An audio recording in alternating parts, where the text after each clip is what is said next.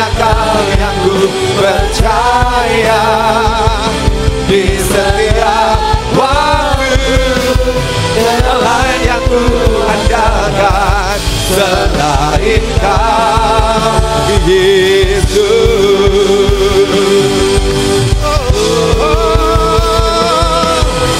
Yesus, hanya Kau yang ku andalkan. Amin.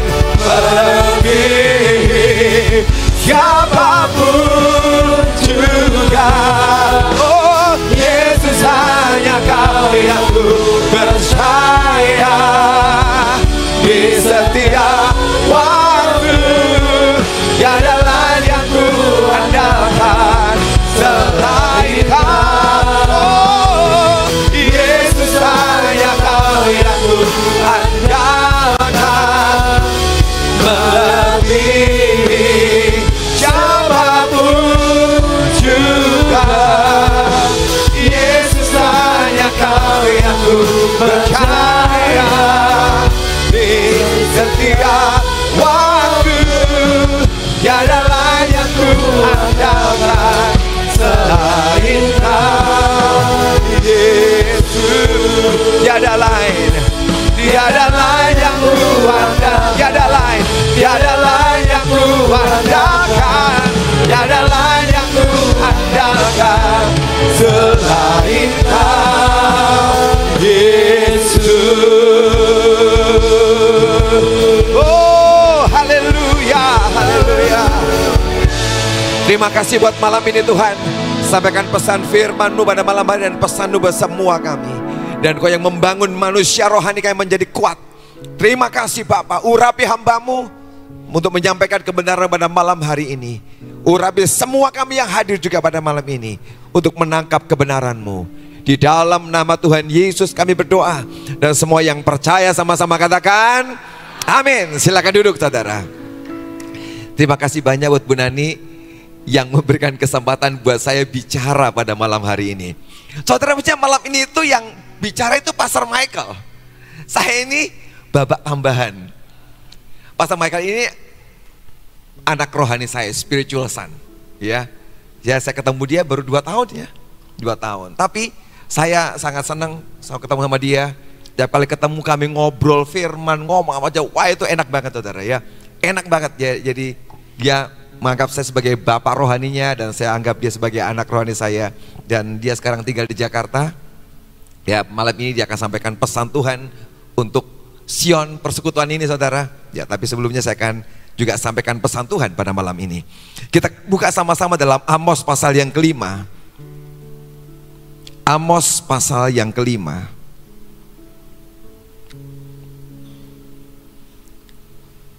Ayat 4 sampai dengan ayat yang ke-6. Amos pasal 5 ayat 4 sampai dengan ayat ke-6. Demikian firman Tuhan. Sebab beginilah firman Tuhan kepada kaum Israel. Carilah aku, maka kamu akan hidup. Janganlah kamu mencari Betel, janganlah pergi ke Gilgal, dan janganlah menyeberang ke Beersheba. Sebab Gilgal pasti masuk ke dalam pembuangan dan Betel akan lenyap. Carilah Tuhan, maka kamu akan hidup. Supaya jangan ia memasuki keturunan Yusuf bagaikan api yang memakannya habis dengan tidak ada yang memadamkan bagi Betel. Saudara, Amos seorang nabi sedang bernubuat. Dan dalam 3 ayat ini 2 kali dia berkata, carilah aku, carilah Tuhan, maka kamu akan hidup. Saudara, sebuah perkataan nubuatan yang sangat simpel sederhana. Cari Tuhan dan engkau akan hidup.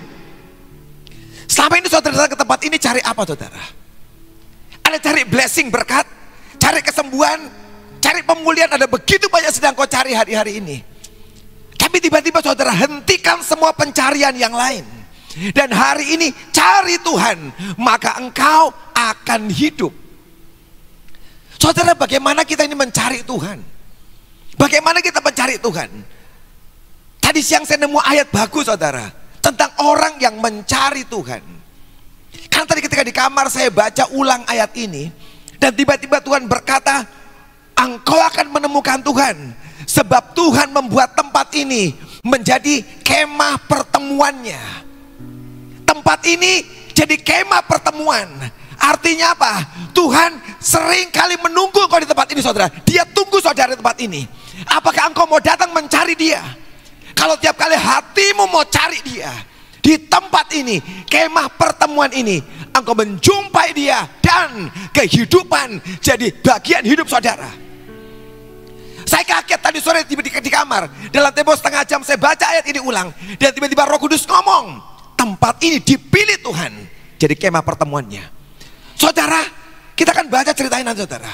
Ada begitu banyak orang Israel, jutaan, yang menyia-nyiakan sebuah appointed place, tempat yang ditunjuk Tuhan, disia-siakan, dan mereka gak pernah ke sana.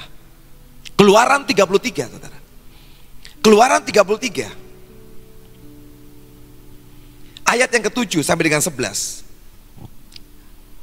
Sesudah itu Musa mengambil kemah dan membentangkannya di luar perkemahan, jauh dari perkemahan, dan menamanya kemah pertemuan. Setiap orang yang mencari Tuhan, keluarlah ia pergi kemah pertemuan di luar perkemahan. Apabila Musa keluar pergi ke kemah itu, bangunlah seluruh bangsa itu, dan berdirilah mereka masing-masing di pintu kemahnya, dan mereka mengikuti Musa dengan matanya sampai ia masuk ke dalam kemah. Apabila Musa masuk ke dalam kemah itu, turunlah tiang awan dan berhenti di pintu kemah, dan berbicara Tuhan dengan Musa di sana. Setelah seluruh bangsa itu melihat bahwa tiang awan berhenti di pintu kemah, maka mereka bangun dan sujud menyembah masing-masing di pintu kemahnya. Dan Tuhan berbicara kepada Musa dengan berhadapan muka seperti seorang berbicara kepada temannya. Kemudian kembalilah ia ke perkemahan, tetapi abdinya Yosua bin Nun, seorang yang masih muda, tidaklah meninggalkan kemah itu. Alkitab jelas berkata, Musa membentangkan kemah di luar perkemahan orang Israel, jauh dari perkemahan mereka. Sengaja saudara dibangun jauh. Untuk apa? Hanya setiap orang yang mencari Tuhan, dia akan datang di tempat yang jauh itu untuk berjumpa Tuhan. Dikatakan setiap orang yang mencari Tuhan. Itulah planning rencana awal Tuhan membangun kemah pertemuannya, supaya semua orang datang mencari dia. Tapi Salomo saudara, dia membangun sebuah bangunan yang hebat dari emas, pelataran, ruang kudus, ruang maha kudus. Itu bangunan yang spektakuler, hebat. Tapi maaf saudara, bangunan hebat itu sudah membenjarakan Tuhan. Sebab Tuhan ditaruh tempat yang paling dalam, di ruang maha kudus, dan tidak boleh orang masuk ke dalam lagi. Ketika pertama kali Musa buat kemah pertemuan, dikatakan setiap orang mencari Tuhan, dia boleh ke kemah itu dan berjumpa dengan Tuhan. Ketika bangunannya sangat bagus, dari emas sebagian besar, Tuhan dipenjara di tempat yang paling dalam, yang boleh masuk cuma satu orang, setahun sekali, imam besar. Bahkan orang-orang Lewi, imam yang bukan imam besar, cuman berhenti di ruang kudus. Dan sebagian besar rakyat cuma di pelataran, cukup di sini. Hari itu bangunan bagus itu sedang memenjarakan Tuhan. Orang tidak bisa ketemu Tuhan lagi, sebab yang bisa ketemu cuman imam. Itulah kenapa Tuhan Yesus ketika disalibkan, dia berkata sudah selesai, dan tirai dipecah, dipotong tirainya, terbelah, sehingga dari pelataran, ruang kudus dan ruang maha kudus tembus kembali, dan orang bisa lihat ke dalam. Tuhan berkata apa? Sudah cukup kau penjarakan aku, biarkan aku keluar menjumpai umatku. Saudara tahu hatinya, tiap kali ada pertemuan yang seperti ini, bukan hanya orang-orang yang di atas saya mungkin, Bu Nani yang bisa berjumpa Tuhan. Setiap kita punya akses bebas ketemu dia. Kau punya akses bebas ketemu dengan dia. Cuma manusia yang batasin dia dan penjarakan dia. Tapi tadi sore dia berkata, ini kemah pertemuan. Aku mau menjumpai umatku. Aku Aku rindu berjumpa dengan mereka. Biar kau mengalami perjumpaannya. Ketika Musa datang ke sana, orang-orang Israel cuma lihat dari depan pintu kemahnya kok. Gak ikut, cuma dari jauh lihat. Waktu mereka lihat Musa masuk, tiang awan turun. Dan mereka ikut-ikut nyembah dari jauh. Tapi dari jauh. Saudara, Tuhan gak pengen kita dari jauh. Dia pengen engkau makin mendekat kepada dia. Amin. Mendekat kepada dia. Tapi tidak seorang pun yang melakukan. Cuma Musa. Sebab Alkitab gak pernah nyatet ada satupun orang Israel yang ke sana. Sebab kalau ada satu orang yang hari itu mendekat ke kemah itu, tentu Alkitab mencatat dia akan alami pengalaman dahsyat yang luar biasa. Amin. Sebab tidak ada orang yang ketemu Tuhan, mengalami Tuhan, dan hidupnya flat, gak ada bapaknya. Perjumpaan yang sekian menit, sekian detik dengan dia sudah punya kuasa mengubah hidupmu. Kenapa ada begitu banyak orang Kristen yang dari tahun ke tahun beribadah hidupnya sama flat? Karena mereka cuma datang ibadah, tapi mereka tidak berjumpa dengan Tuhan. Perjumpaan dengan Tuhan sungguh mengubah hidup saudara dan hidup saya. Alkitab nggak tulis, oh si A ketemu Tuhan dan dia ngalamin ini. Nggak ada. Cuma Musa, saudara. Ada satu anak muda yang hari itu ikut menemani Musa, cuma datang di kemah itu. Dan Alkitab mencatat, tiap kali awan itu turun, Musa berbicara seperti seorang berbicara kepada temannya atau sahabatnya. Saudara, Tuhan itu sangat rindu bicara kepada kita. Sangat rindu bicara kepada kita. Dia punya banyak keinginan, banyak kerinduan, ada banyak cerita yang dia punya. Tapi dia sedang cari orang siapa yang dia bisa ceritakan isi hati dan perasaannya, kerinduannya, apa yang dia mau, dreams, impian-impian Tuhan. Dia mau taruh dalam kehidupan kita. Tapi dia cari, tidak satu orang pun kecuali Musa. Dan Tuhan bicara pada orang ini sampai dia puas mengeluarkan isi hatinya. Dan Musa mendengarkan. Saya tahu ini orang puas banget dengan Tuhan, karena Tuhan bicara selalu dengan dia. Tapi ada satu anak muda yang juga masuk ke kemah itu, tapi Tuhan tidak pernah bicara sama dia.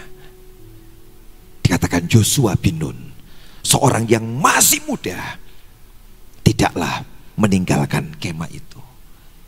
Itu anak muda yang cuma nemenin Musa. Dan Tuhan tidak pernah tertarik dengan Yosua. Tuhan tidak pernah bicara dengan Yosua, karena Alkitab gak nulis waktu itu. Dia bicara dengan Yosua cuma kepada Musa. Ini sahabatku, orang yang karib denganku. Yosua enggak. Tapi saat Tuhan tidak inginkan Yosua, orang itu sudah datang mendekat di kemah itu.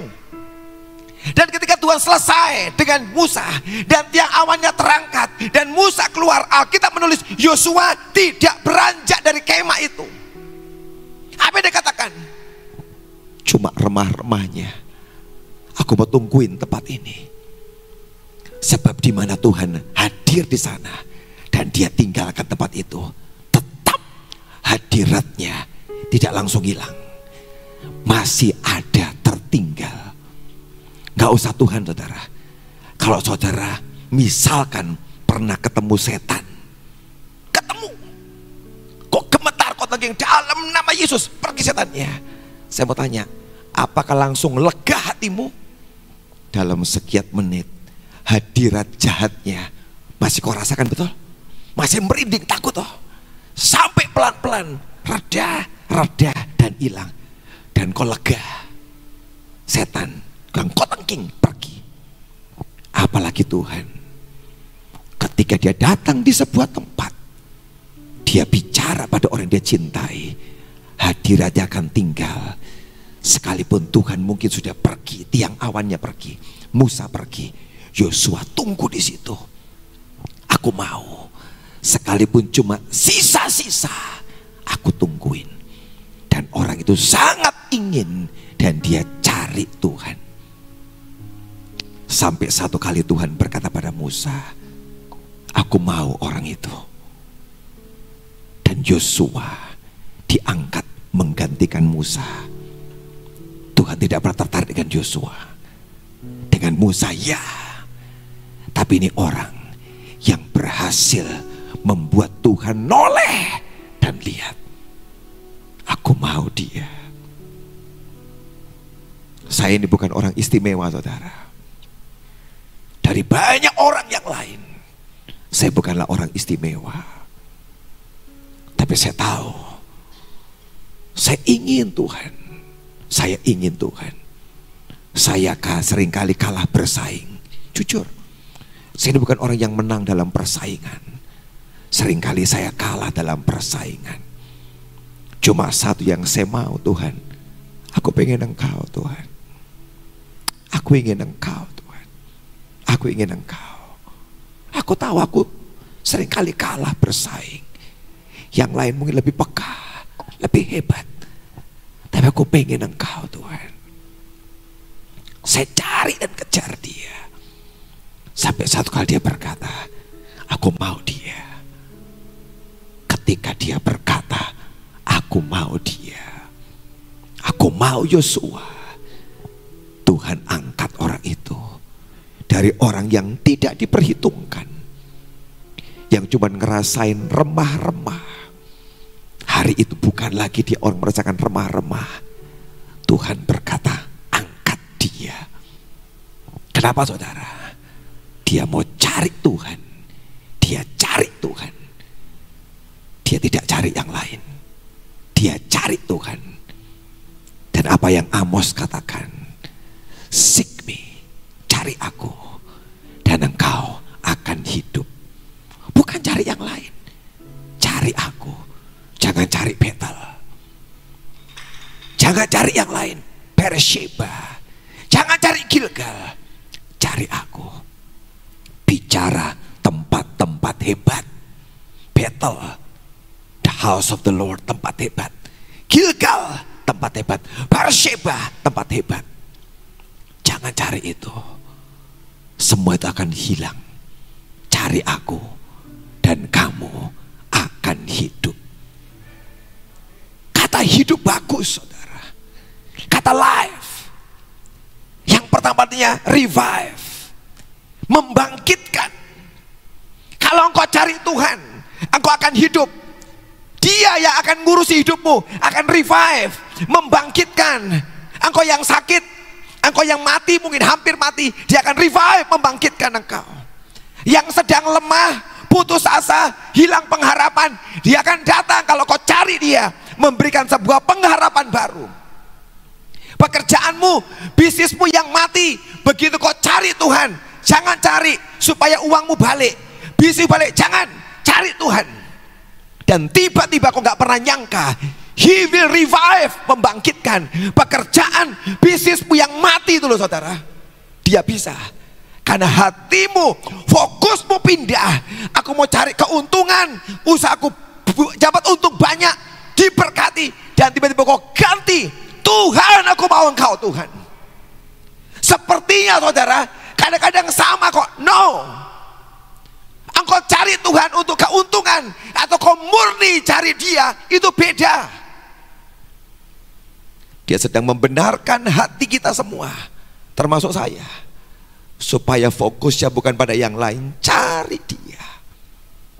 Di hari-hari yang sukar ini, saudara, jangan cari bagaimana usahaku bisa maju, berkembang, dan aku tidak susah. Jangan cari itu, cari dia. Dan apa yang tidak kau sangka, dia akan kasih. Kata life, to refresh, menyegarkan. Kau yang letih, lesu, banyak beban hidupmu hari ini, cari dia. Dan tiba-tiba He will refresh, menyegarkan hidupmu.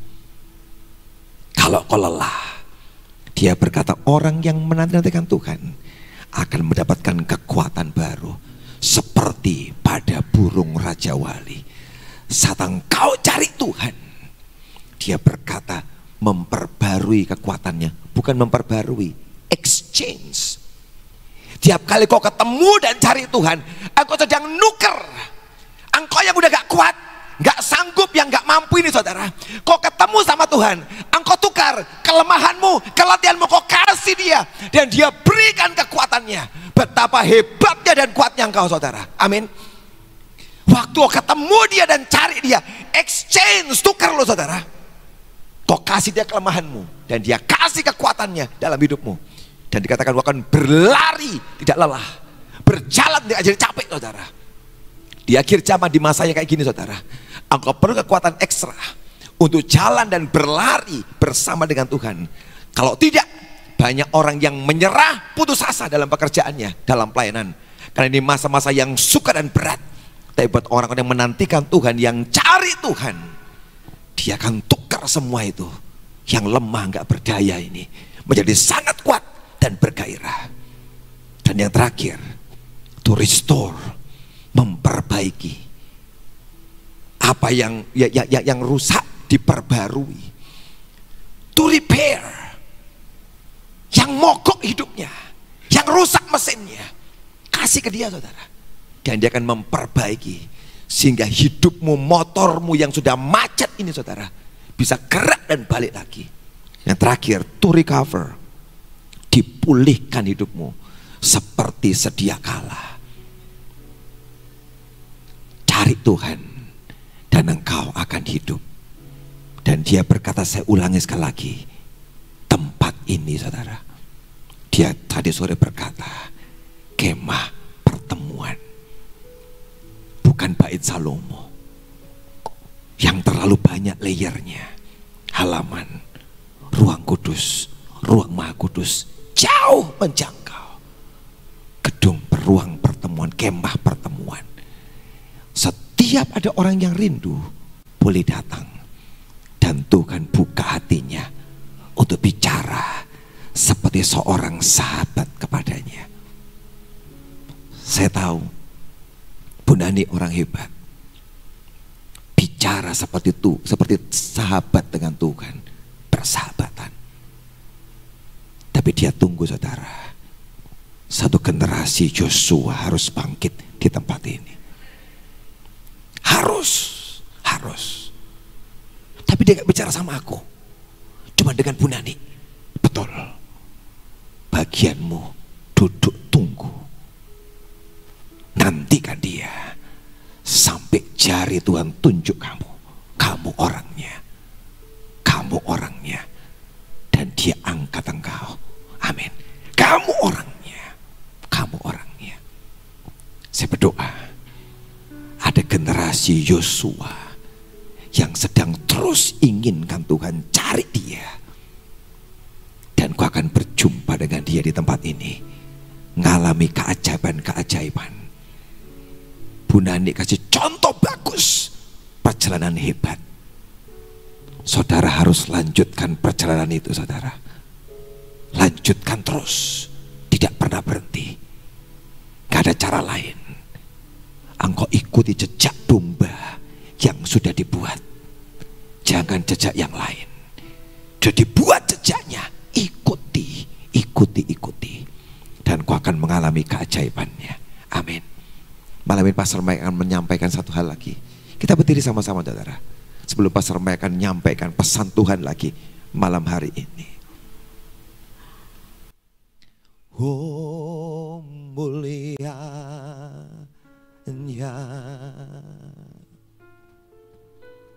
hadiratmu, kami baitmu, memujamu,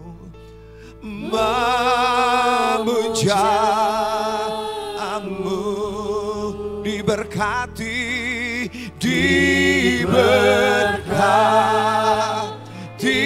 kau Tuhan, dengan pujian, dengan pujian kami dalam dekapan hadiratmu,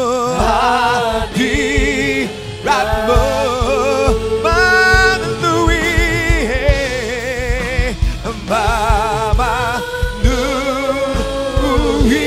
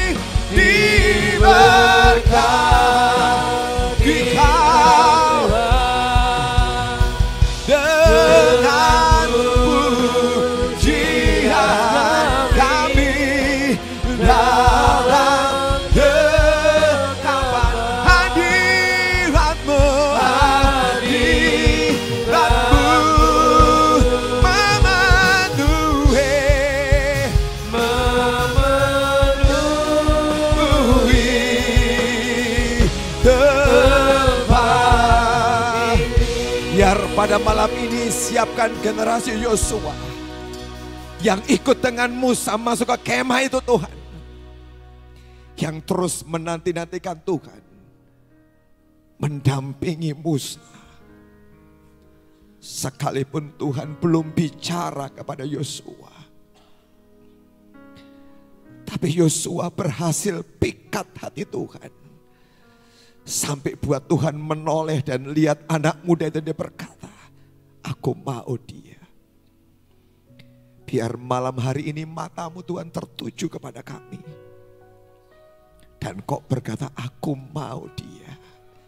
Aku mau dia. Aku mau dia.